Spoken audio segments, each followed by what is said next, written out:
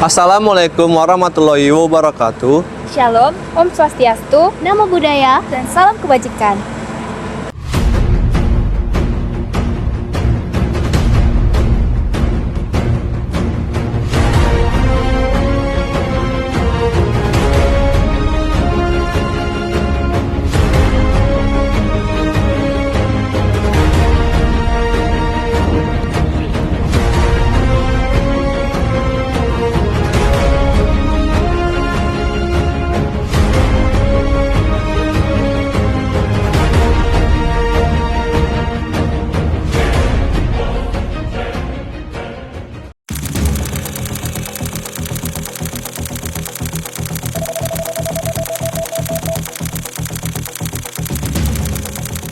Jadi teman-teman, setelah kami melakukan observasi di Pengadilan Negeri Medan, kami menemukan satu kasus nih yang menarik untuk dibahas, yaitu tentang kasus tindak pidana korupsi.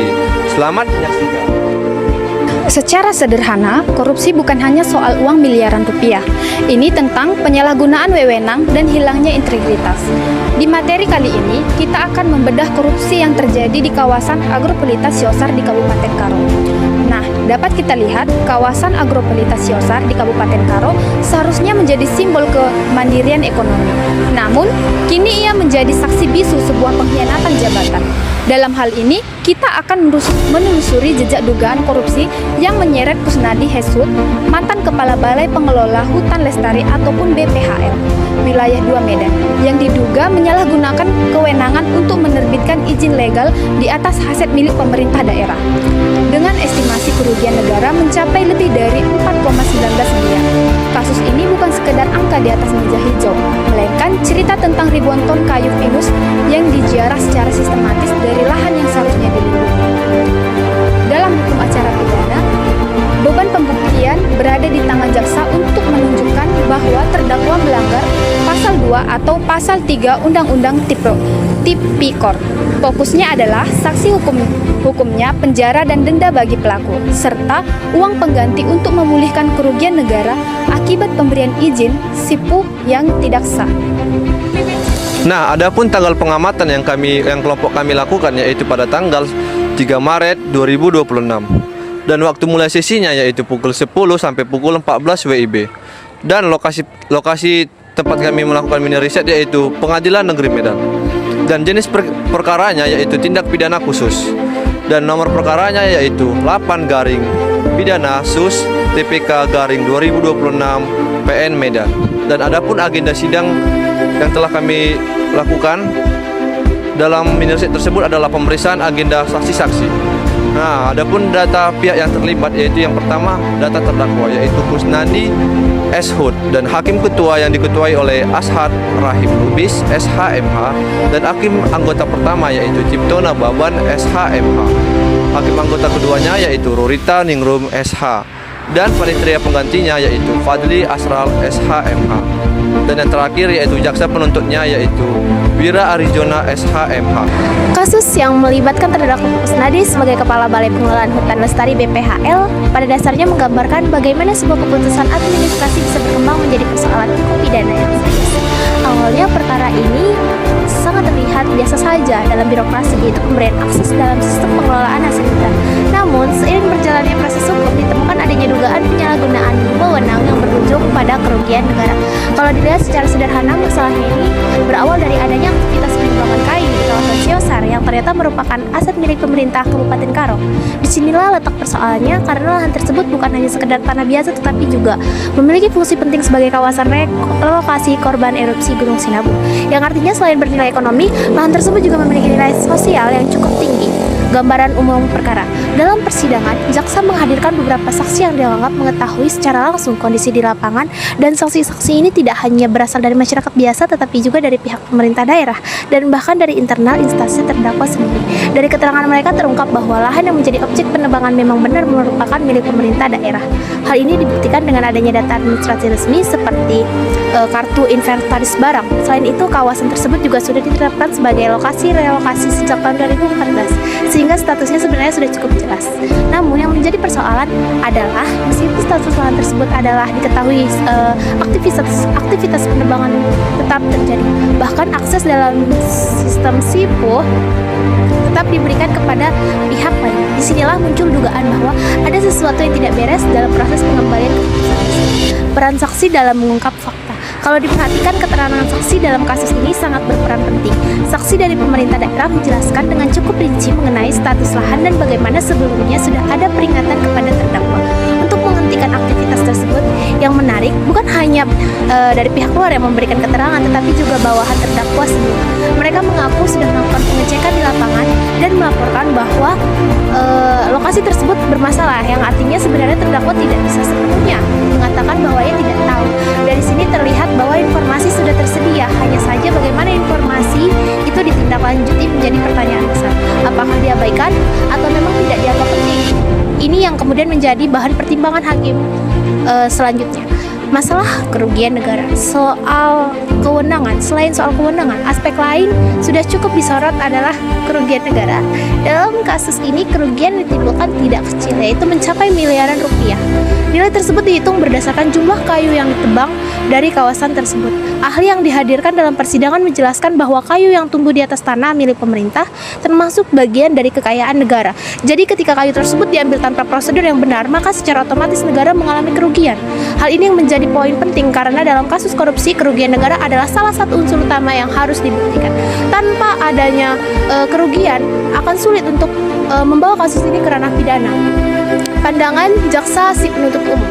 Dari sisi jaksa, kasus ini dilihat sebagai bentuk penyalahgunaan wewenang. Jaksa berpendapat bahwa terdakwa ini memiliki posisi pentingnya dalam kewenangan besar dan memberikan akses sistem.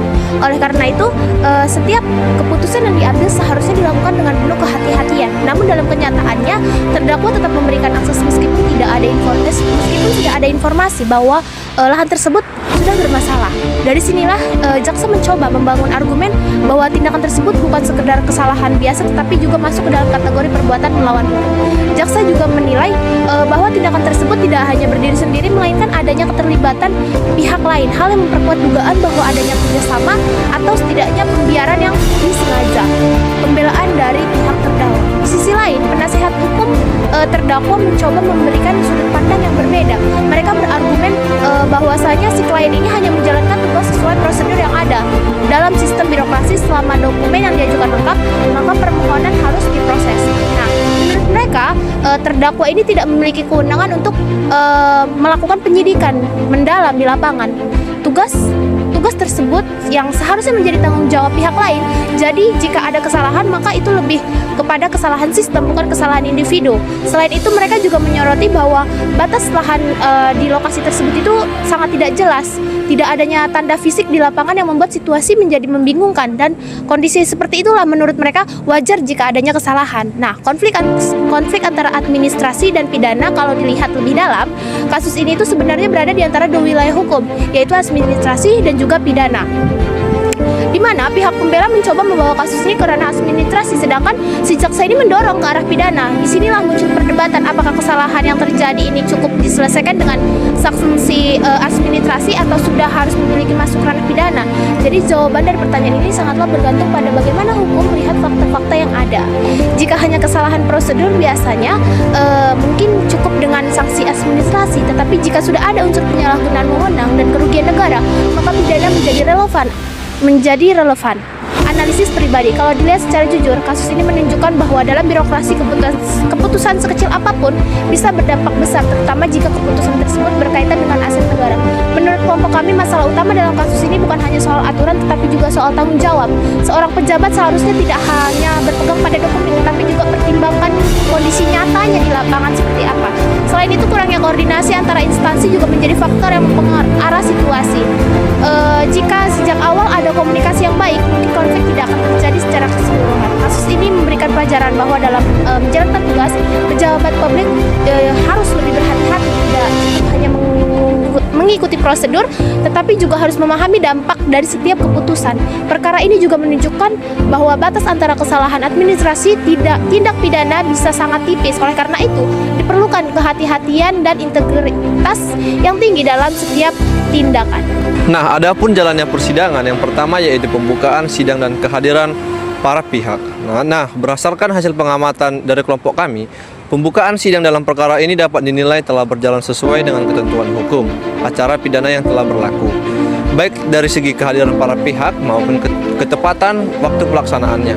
Nah, seluruh unsur penting ini dalam persidangan telah hadir secara lengkap, mulai dari majelis hakim, jaksa penuntut umum, terdakwa, hingga panitia pengganti.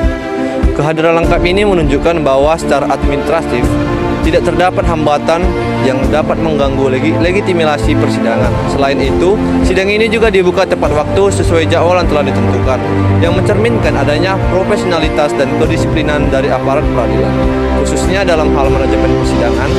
Ketepatan waktu ini penting untuk menjaga asas peradilan yang sederhana, cepat, dan biaya ringan, sebagaimana diamanatkan dalam prinsip keadilan di Indonesia. Sidang dipimpin oleh majelis hakim yang seorang dan juga seorang hakim ketua, 2 orang hakim anggota. Nah, dalam hakim ketua ini, dalam perkara ini adalah Asad Rahim Lubis, SHMH, yang didampingi oleh anggota yang pertama, Cipta Nababan, SHMH, serta hakim anggota kedua yaitu Nurita Ningrum. Selain majelis hakim, persidangan juga dihadiri oleh jaksa penuntut umum yaitu Wira Arijona, SHMH, yang bertindak sebagai pihak yang mewakili negara dalam melakukan penuntutan terhadap terdakwa atas dugaan tindak pidana yang telah dilakukan. Nah, yang kedua yaitu proses pemeriksaan.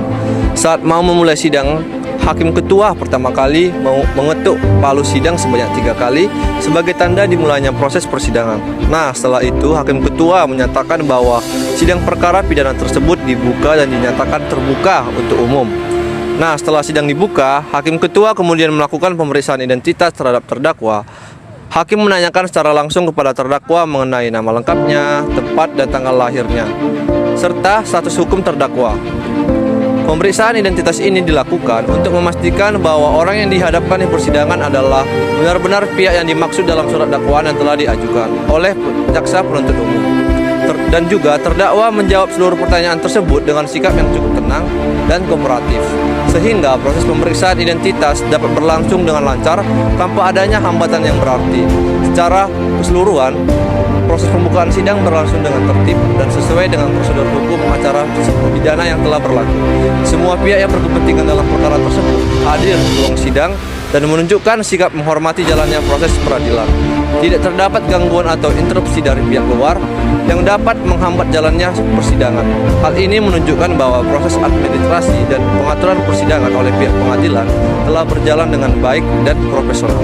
Nah, yang selanjutnya yang ketiga yaitu penyampaian argumen atau bukti. Nah, setelah tahap pembacaan dakwaan selesai dilakukan, persidangan dilanjutkan dengan tahap pembuktian yang diajukan oleh jaksa penuntut umum. Nah, dalam tahap ini jaksa penuntut umum menyampaikan berbagai alat bukti yang dianggap relevan untuk membuktikan bahwa terdakwa benar-benar telah melakukan tindak pidana sebagaimana yang telah didakwakan. Nah, adapun bukti-bukti yang diajukan oleh penuntut umum adalah dalam persidangan tersebut mencakup yaitu yang pertama bukti surat. Nah, bukti surat ini membuktikan status hukum kawasan agropolitan sebagai aset Pemkab Karo dan kronologi pemberitahuan kepada terdakwa. Yang kedua adalah bukti elektronik atau digital. Nah, adapun buktinya itu seperti data LHP dari aplikasi Sifu, PHT Berlan dan PHT hak milik Lala atau volume kayu dan nilai PSDH atau DR yang membuktikan bahwa volume penembangan aktual dan nilai ekonomi yang dihasilkan. Yang ketiga ada laporan PKKN atau bukti baru. Laporan akuntan publik nomor 001/1 K01 garing 1995 2/1/2026 tanggal 12 Januari 2026. Ini untuk menghitung dan membuktikan total kerugian negara sebesar 4.195.460.115 secara akuntabel. Nah, adapun keterangan saksinya juga yaitu Longga Arianto Tampupolon sebagai petugas lapangan dan juga Bahagia Ginting sebagai Kades Sukamaju PHT Berlan dan juga Rismon Ginting sebagai PHT Hak Milala yang membuktikan bahwa laporan lapangan pada terdakwa dan lemahnya atas hak kepemilikan tanah. Terakhir, keterangan ahli pemetaan Ahli Rekidin atau polling titik koordinat yang membuktikan lokasi PHT berada dalam kawasan agropolitan. Nah, bukti geospasial ini yang secara teknis mematahkan klaim bahwa lokasi berada di luar kawasan agropolitan. Dan juga keterangan ahli keuangan negara. Ahli Deliana Bro Angin, yaitu aset daerah termasuk dalam ruang lingkup keuangan negara, kehilangan aset berpotensi menimbulkan kerugian negara, memperkuat konstruksi yuridis bahwa kerugian Pemkab Karo adalah kerugian keuangan negara. Nah, setelah jaksa penuntut umum menjelaskan mengenai barang bukti fisik yang telah ditemukan, seluruh bukti tersebut kemudian diperiksa oleh majelis hakim untuk memastikan keabsahan serta relevansinya dengan perkara yang sedang diperiksa. Dalam persidangan ini, saksi utama yang dihadirkan adalah Hasbel Karoskali dan Sri Hamistan Burkaban dan Juspandri Mahendra Nadia, didukung oleh saksi teknis serta ahli pemetaan dan keuangan negara. Sri Hamistan Burkaban dan saksi dari pemerintah Kabupaten Karo menjelaskan bahwa lahan Siosan adalah aset hak milik pemerintah yang telah terdaftar. Mereka menyatakan bahwa lahan tersebut ditetapkan sebagai kawasan regulasi pegunungan erupsi Gunung Sinabung sejak 2014 dan menyampaikan bahwa Bupati Karo telah memberikan peringatan kepada terdakwa Kusnadi untuk menghentikan penebangan. Kesaksian dari bawahan terdakwa mengungkapkan bahwa mereka melaporkan lokasi penebangan kepada Kusnadi yang juga memberikan akses penebangan ilegal. Ahli pemetaan menegaskan lokasi penebangan di atas aset negara, sementara ahli keuangan mengungkapkan kerugian nyata sebesar 4,1 miliar akibat penebangan. Kesaksian ini memperkuat argumen jaksa dan melemahkan pembelaan terdakwa. Perkara korupsi yang menjerat Kusnadi Hesbut, mantan Kepala BPHL Wilayah 2, memasuki tahap krusial persidangan.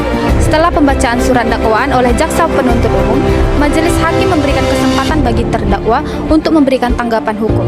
Jika pihak terdakwa menyatakan keberatan terhadap prosedur atau kewenangan pengadilan, hakim akan membuat agenda pembacaan not eksplisit.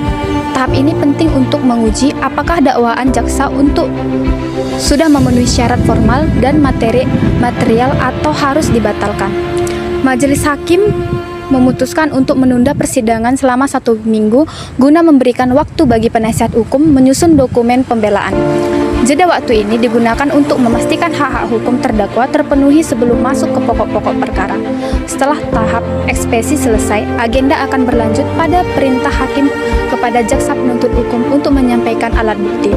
Jaksa diwajibkan menghadirkan saksi-saksi kunci guna untuk membuktikan dakwaan mengenai penyalahgunaan sistem sipuh online tersebut. Mengingat kerugian negara yang mencapai sampai 4,1 miliar.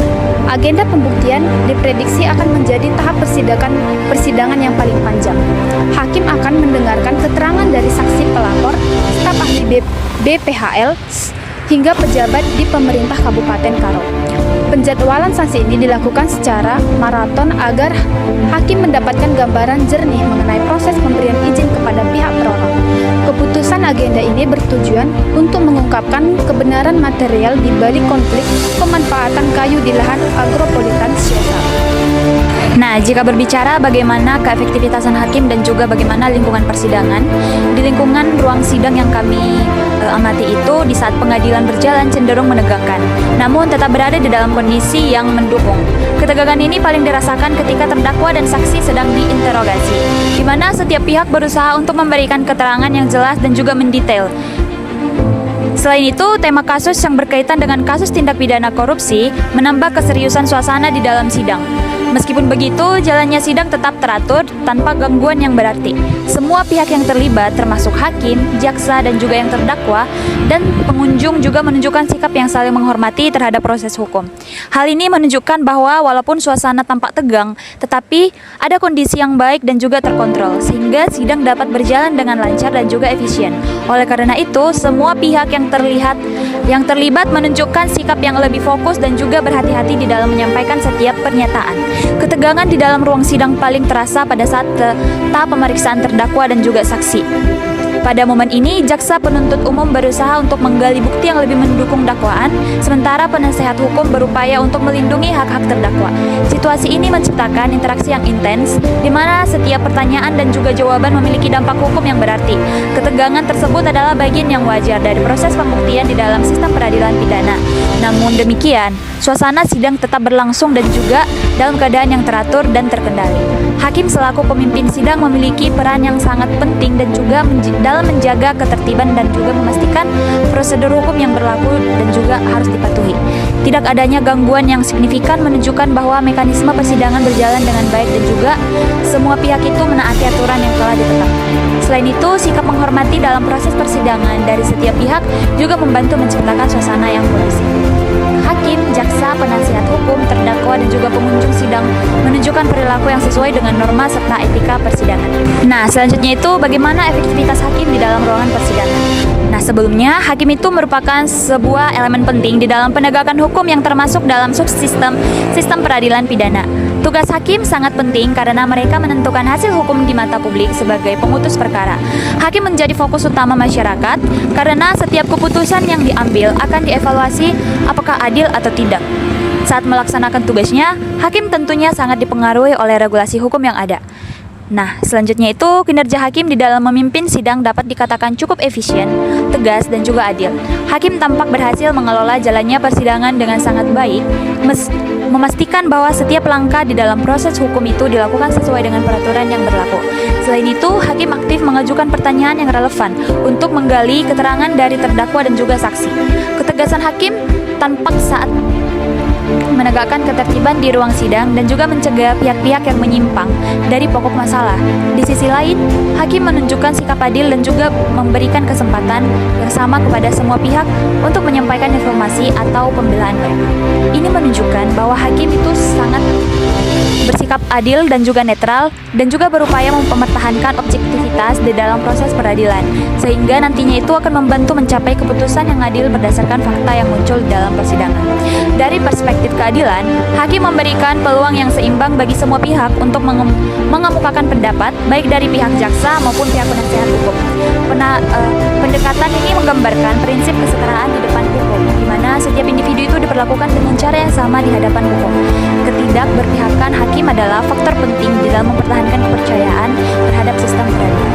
Secara keseluruhan, kinerja hakim di dalam proses persidangan dapat dianggap baik karena mampu menggabungkan ketegasan, proaktivitas, dan juga sikap adil di dalam memimpin sidang.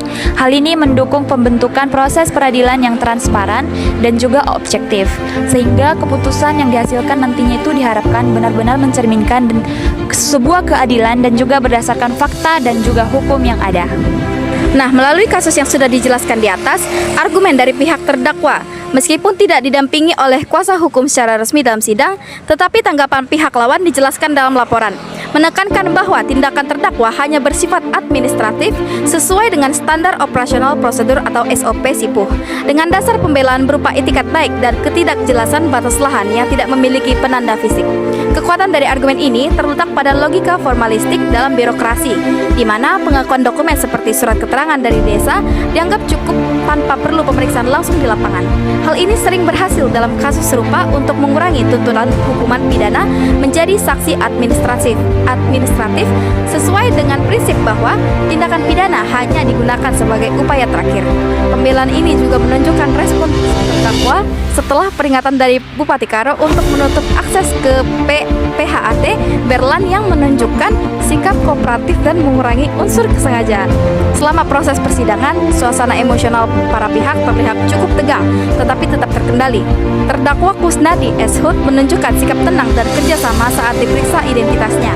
Meskipun dia hadir dengan mengenakan pakaian tahanan dan diawasi secara ketat, hal ini menambah beban psikologisnya. Ketegangan mencapai puncaknya saat saksi bawaan terdakwa memberikan keterangan di mana para saksi terlihat ragu namun tetap konsisten mewartakan hasil penemuan di lapangan, menciptakan momen yang penuh emosi saat terdakwa menghadapi pengkhianatan yang tersirat dari stafnya sendiri. Interaksi antara hakim dengan para pihak menunjukkan dinamika yang halus.